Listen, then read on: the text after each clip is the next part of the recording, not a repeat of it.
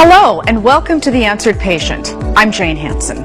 Our focus in this episode is on diabetes. We'll investigate the different types of diabetes and how they are diagnosed. We'll also tell you some of the symptoms of this disease, as well as how it might affect your body. We'll provide you with strategies like the daily monitoring of your blood sugar levels called glucose so that you can keep your diabetes under control. We'll also give you some tips about diet and exercise, which will lessen the complications of this disease. Just losing a little bit of weight is often enough to get the diabetes under control. Even if you don't have diabetes yet but think you might be at risk for this disease, these tips might also help in preventing the development of some types of diabetes. But first, here's something you need to know. Despite the best efforts of researchers and doctors all over the world, there is currently no known cure for diabetes.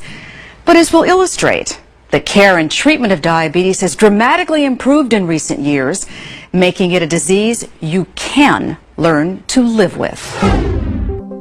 So what exactly is diabetes? Diabetes is a metabolic disorder of the pancreas, a small gland located below and just behind the stomach. The pancreas produces a hormone called insulin, which helps deliver glucose into every cell of the body. The symptoms of this disease can be serious: dehydration, which might cause extreme thirst, unexplained weight loss, changes in vision, and extreme fatigue. Left untreated, diabetes can lead to a host of devastating complications to almost every cell and organ in the body. It is currently estimated that in the United States alone, nearly 20 million people have diabetes and many more have prediabetes. The two major types of diabetes are called type 1 and type 2. Until recently, type 1 was known as juvenile diabetes because it was most commonly diagnosed in children and young adults. Type 1 diabetes occurs when virtually all of the insulin-producing cells in the pancreas have been destroyed.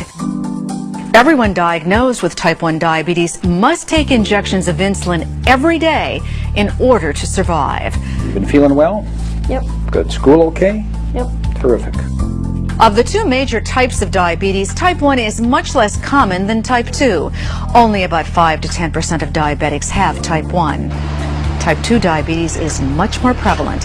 90 to 95% of all diabetics have type 2 diabetes. It's estimated that about a third of all patients with actual definite diagnosable type 2 diabetes today are just out there in the U.S. totally undiagnosed, walking around elevated blood sugars, and no one's the wiser. There are several risk factors for type 2 diabetes, including family history, high cholesterol, You can open your hand if you'd like. and high blood pressure. But the leading cause of type 2 diabetes is obesity.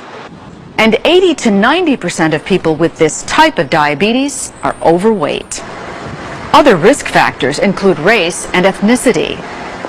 For example, we know that in the United States, African Americans, Hispanics, and Native Americans are 2 times more likely to develop type 2 diabetes than Caucasians.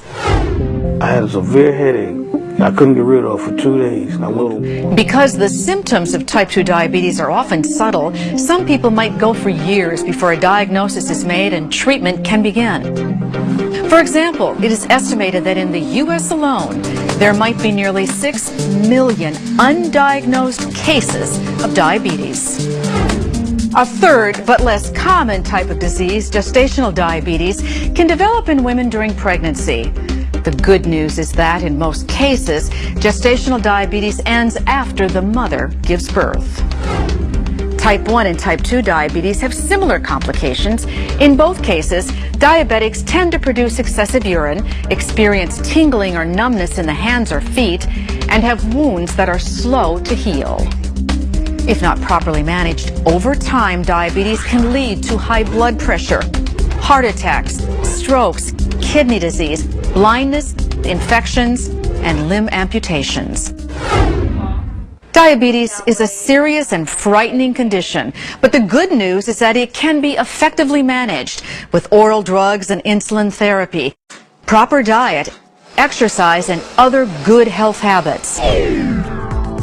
In the other chapters of this episode, you will find out more about how diabetes is diagnosed, get some science on what it does to your body, and learn strategies you can use to control your type 1 or type 2 diabetes. It's been okay. In our personal stories chapter, you'll meet healthcare providers and patients who deal with this disease every day.